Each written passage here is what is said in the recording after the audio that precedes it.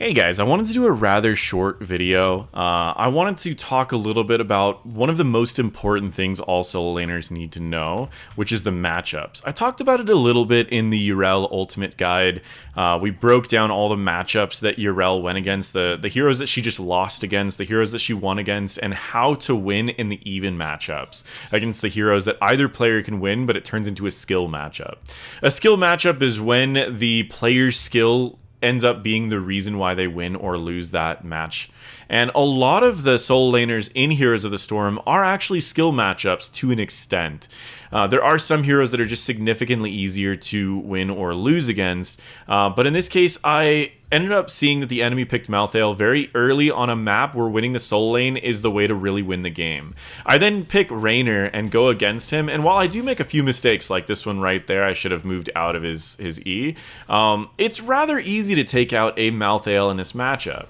Learning the heroes that you can first pick on a map like this, and the heroes that you have to end up waiting until later to pick, is very key if you're going to be the solo laner for a team. And knowing the matchups is very, very important on maps like Dragonshire and Braxis, where winning the solo lane is extremely important. If you are worried about having a map like Braxis or Dragonshire and you have to pick earlier than the opposing solo laner, you need to know the ones that have the widest range of skill matchups, and you might even need to ban some of the counter picks. For example, when I was talking to Liam, he said one of the biggest counters to Yrel and the easiest counters to Yrel is Malthael. However, if you ban Malthael and you pick Yrel early on Dragonshire, then you're going to have a pretty good chance against most of the other laners on that map. So in this case, I'm going against Malthael, and I pretty much just zone him out completely. But when they bring up the Zuul Jhin, it gets a little bit more difficult because if this Zuul, it turns into a skill matchup, where it was an obvious counter when I was going against Malthael. Against Zuul Jhin, I have a little bit more sustain than he has, as long as I can interrupt his sustain, and I still have control over bottom lane. Now, Nazeebo actually said that he has a better shot against the Zuul Jhin, so he decides to swap with me. And so we play this game of swapping back and forth so that our team always wins in the matchup. But in order to know the matchups, what do you guys have to do? Well, one of the things that I highly recommend is start thinking about the hero that you play and thinking about the heroes that you have a hard time with. Can you turn those into a skill matchup, or who counters those heroes? If you start seeing those heroes, what can you do to counter those heroes? And that's something that you really want to do when you are learning the solo lane. You need to learn all of the matchups. Now, I can do a video where I break down the matchups for every single hero, but I mean, that video would be like 3 or 4 hours long, and it would also get pretty complicated as well, because there are a lot that are skill matchups. And then in those skill matchups, I'd have to go even more in depth to explain how to win that skill matchup and what you're supposed to do, which is why this video is probably just going to be a much shorter video to explain a little bit about maybe some of the more simple matchups that people know about. But the best way to learn matchups is to stay in the solo lane for a long period of time, and feel free to ask other solo lane mains that do it and just go, hey, what are your thoughts about this versus this? And they'll tell you. I will say that a lot of people who main a specific hero will likely say that they win in matchups that other people won't say that they win in, purely because if you are really good at a specific hero, you win all of the skill matchups, which makes it seem like it's a counter, even though you're just winning in all the skill matchups. One of the people that I was talking to for a while, we brought up a bunch of different counters, and he kept saying that Ragnaros countered everyone. And I was like, well, he doesn't counter this person, doesn't counter this person. It's like, yeah, he does. Like, I win all of these. And he showed me the replays, and I noticed all of these mistakes that his opposing players were making, but he never got punished by his mistakes because the enemies just didn't know what they were doing, and he was playing Ragnaros so well that he legitimately won every skill matchup. So if you're really good on a hero, the skill matchups don't matter, and you end up beating the majority of them. In fact, a lot of counters don't even matter because you know how to deal with the counter. And the counter, like, you play your hero so well, and the person who's countering you doesn't play it that well. For example, I don't play Raynor a lot in the solo lane. So if I was going against a Malthael who was Grandmasters and really used to playing Malthael, he would probably still beat me. And this particular game was a casual game. I wasn't really worried about too much. I just was going to show the matchups there. So in order to make this video not just me saying, oh, learn the matchups, go learn it by asking other solo laners, I will give you guys some of the matchups when I end up leaving this game. so we can kind of talk about it a little bit further of some common solo laners, some common counter picks that you can look at, and kind of go from there. I will talk a little bit about Malthael right now since we're in this game. Malthael can beat most solo laners, most melee solo laners. Where Malthael really struggles is when you're going against ranged solo laners. Ranged solo laners tend to do okay until they go against people with any sort of gap closers. With any sort of gap closers, ranged solo laners usually just end up losing. For example, if you're playing Yrel and you're going against someone like Zagara, you could wait until she starts pushing, charge up your E while you're in a bush, and then when she starts pushing, you just immediately jump on her, slowing her, doing a huge amount of damage, and every single fight you win the trade. Same thing, Chen does really well against ranged auto attack or ranged heroes because he can just jump on them, do all of his damage, get all of his healing, and then he can just walk away when he has the stagger, and he can drain far away from them or drink to reduce the stagger. So there's certain heroes that are much better against ranged, while there's other heroes that are much better against melee. And so utilizing that, like Malthael against melee or Chen versus ranged, you're suddenly going to find yourself winning a lot more of these matchups. And same thing, if you know someone who's really good against melee and you play a couple ranged solo laners really well, then you're going to find yourself in a really good position against those melee heavy and counter melee type of solo laners. So that gives you kind of an idea of what you should be looking for in a solo lane. The other thing too is on Braxis and Dragonshire, it's super important, but I bring up those particular ones because the other maps don't actually matter that much. You're not going to be in the 1v1 for very long, and it doesn't matter if you win the 1v1 because you can just still soak the lanes. You don't need to actually win the lane. So a lot of people overthink the counter picks on a lot of maps, and you don't need to. Specifically on maps that are more teamfight oriented, I tell people, I'm like, you shouldn't be picking a solo laner to beat the enemy solo laner. You should be picking a solo laner to beat the enemy team comp. So where the enemy might draft something, let's say they draft a lot of burst and you're the solo lane, you can play Leoric and you can mitigate the damage of the enemy team to where the burst isn't enough to kill your team, and then your team wins in the sustained fight. So that's all something that you can look at, is you can pick to counter the enemy team at that point rather than just looking at the matchups. But the matchups are extremely important. I can't tell you how many times I've been coaching teams, especially in the mid divisions, where they just don't know the matchups and they lose on maps like Dragonshire and Braxis all the time, and they just have no way to really win because they just don't know the matchups. So definitely I'm going to give you guys some examples of matchups when this game's over. And this game actually closes out rather fast. We end up winning on just this push, if I remember right. And yeah, so we just take this push here and close out the game. But this all was determined because I was able to counterpick the Malthael hard enough to where he just could never win the objective, and they couldn't even contest the objective, allowing us to win the objective so easily that we'd close out the game early. And that's why the matchups are so important, is not only does it mean whether or not you are going to get an objective, but also prevents the enemy from getting an objective. So on a map like Dragonshire, a good solo laner could pretty much prevent you from ever losing the Dragonite, and then your 4-man could either go with a comp to win the Dragonite, or your 4-man could just go with a siege heavy comp, and you don't need to worry about anything after that.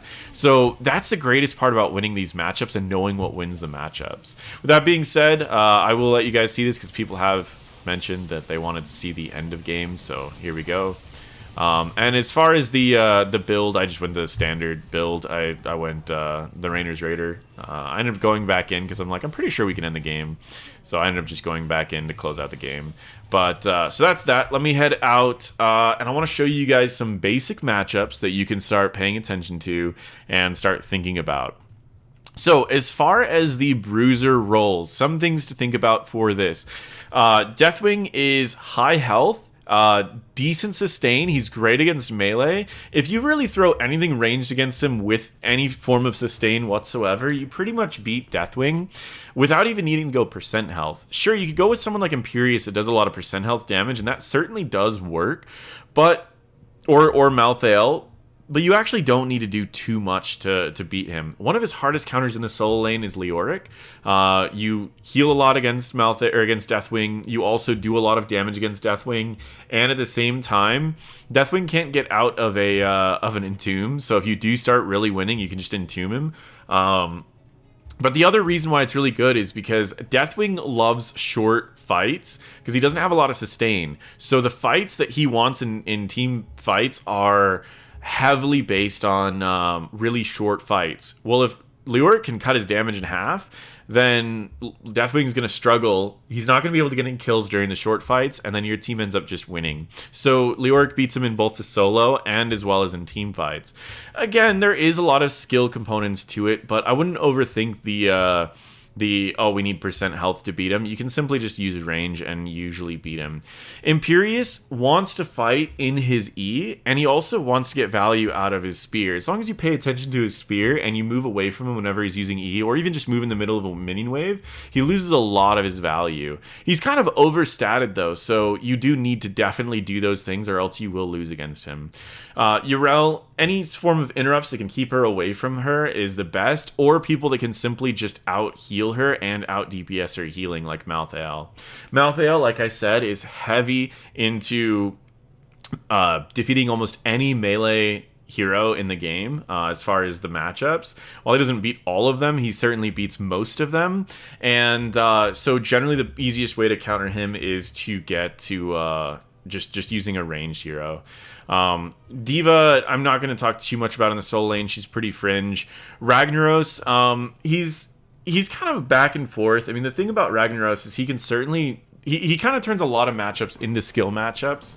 In order for him to heal, he has to use his Q on a minion wave because he heals a lot more than just using it on a particular hero. So try to fight him in his own minion wave, and you're going to be in a pretty good spot. The next thing is he likes to combo off of his abilities. His auto attack damage is high, but his abilities combo really well. So if you ever see him use his abilities on a wave, you want to immediately engage fighting him. The best counters for him is anyone that can ruin a gap closer and anyone that can fight in his wave. So like Sonia, who can fight in his wave, will generally just out heal the damage that he does and will win, while someone like a Raynor can pretty much just knock him away whenever he uses E. Varian can beat a lot of melee people after level 7, but he struggles until 7, making him a difficult choice to bring onto something like a Braxis holdout, purely because if you lose the first few objectives for your game because you just can't get it, then you're going to have a level deficit, and that level deficit is going to make it hard to win the rest of them. Dahaka can win a decent amount of it, of matchups, purely because you can get a lot of movement speed by going into a bush, and then you can use that. You want to usually get the majority of your damage off when you're using a tongue on someone. If you land your tongue, you win most trades, and if you miss your tongue, you just don't want to fight. Zuul also can win a lot of matchups, but his damage is mostly AoE, so keep in mind that in order for him to win, he wants to slowly pick people down. He really struggles against people with high sustain, purely because his burst is rather low. He wants to kind of whittle people down and win in the fact that he has macro, so he really struggles against like heavy wave clear and also sustain, but he can still do really well. Artanis also is one kind of like Malthael. He wins against most melee just because the amount of shields he actually gets. If you're playing out his shields correctly, where his shield procs and then you immediately use your auto attack W reset, you will end up dropping your shield cooldown significantly to the point that you almost have your shield back. Where he lacks in sustain, he really dominates in long drawn out fights because he has that shield that keeps popping up, and he essentially has no mana cost because you barely run out of mana. Where he really struggles is he has very little wave clear and also against range. If he can't auto attack you, he won't be getting his shield back very quickly. So just abusing range is definitely one of the best ways to deal with Artanis. In skill matchups, you want to watch the timer of his shield, and you want to try to deal the most damage when his shield drops, or right as it's about to drop, do all of the damage, and then when he gets his next shield up, you just take a step away. So mobility can certainly help in that situation.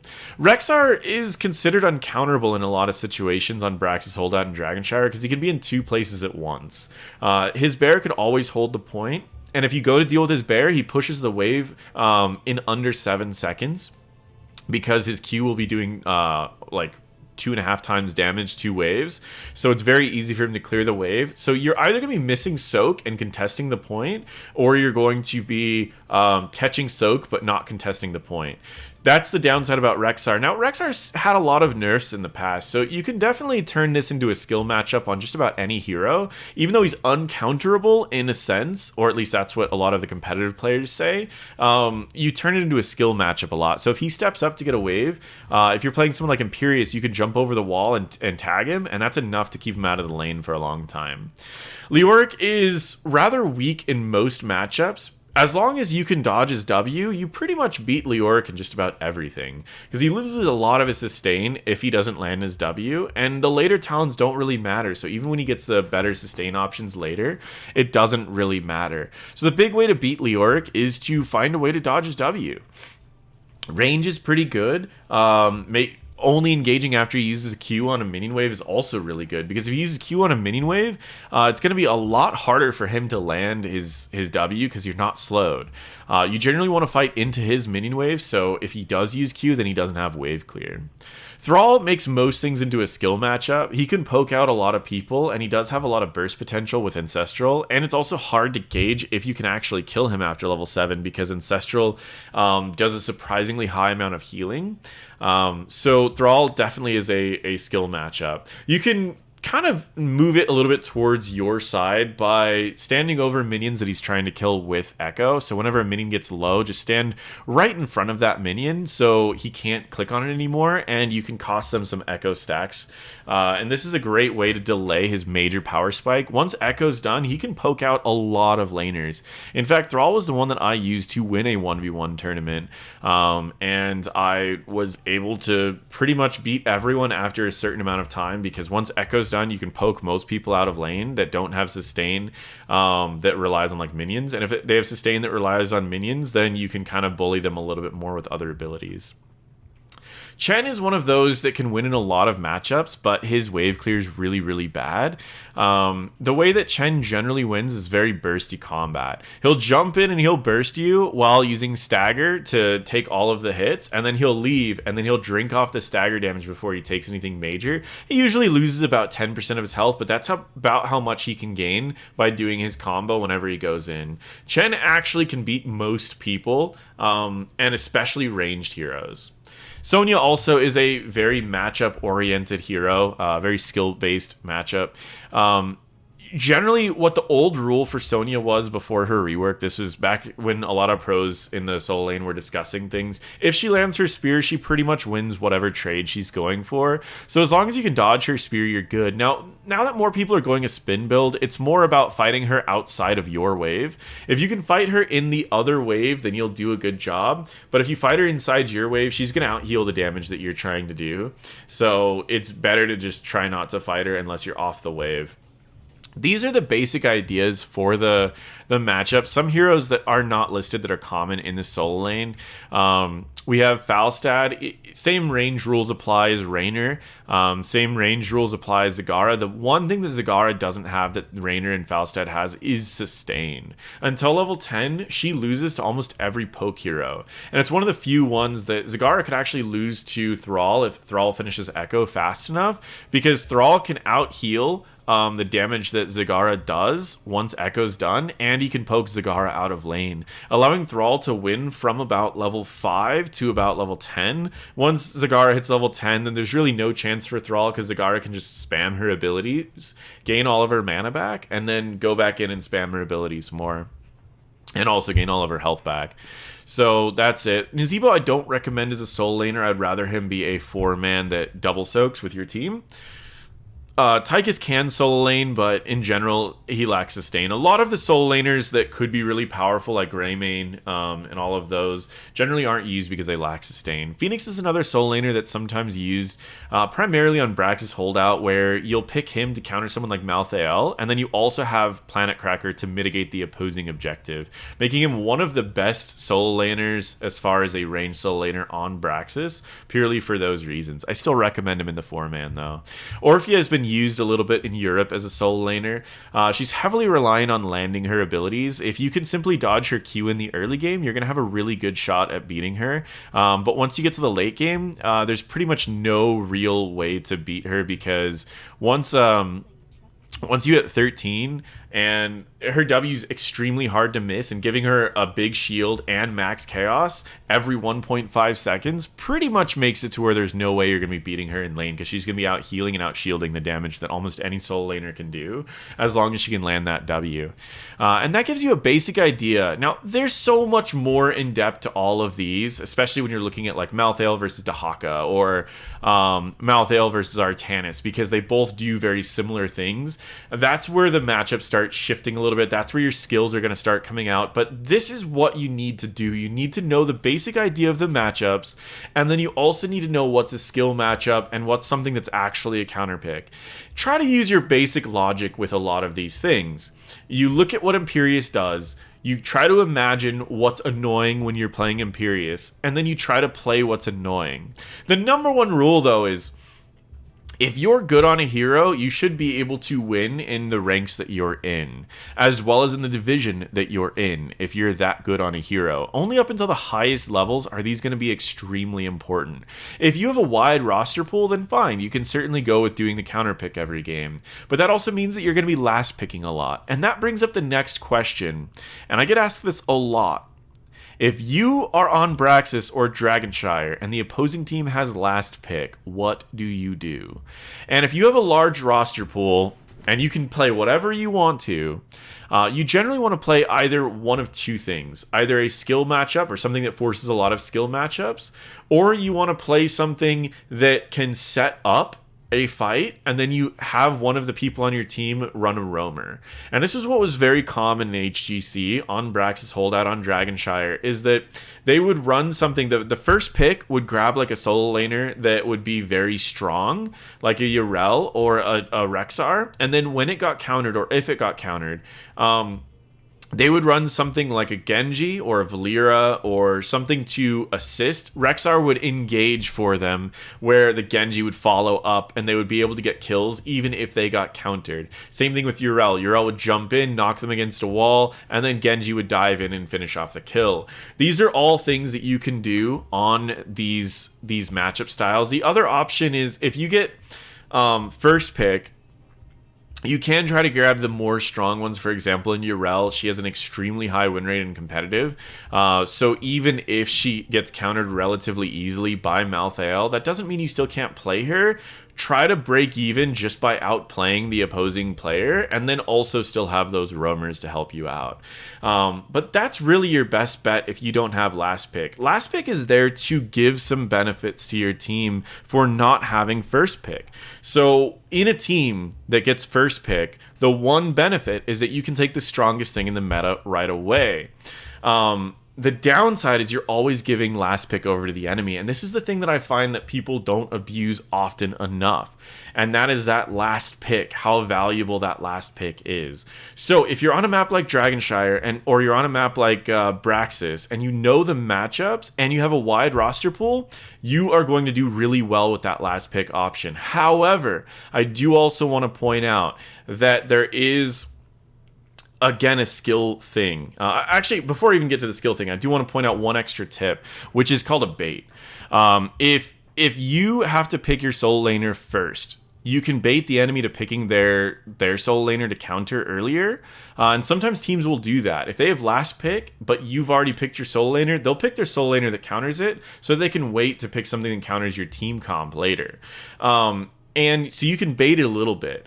For example, you could take Varian, and you can make him a tank, or you can make him a solo laner. If you pick Varian and they pick something to counter Twin Blades, then you can simply just make him a tank.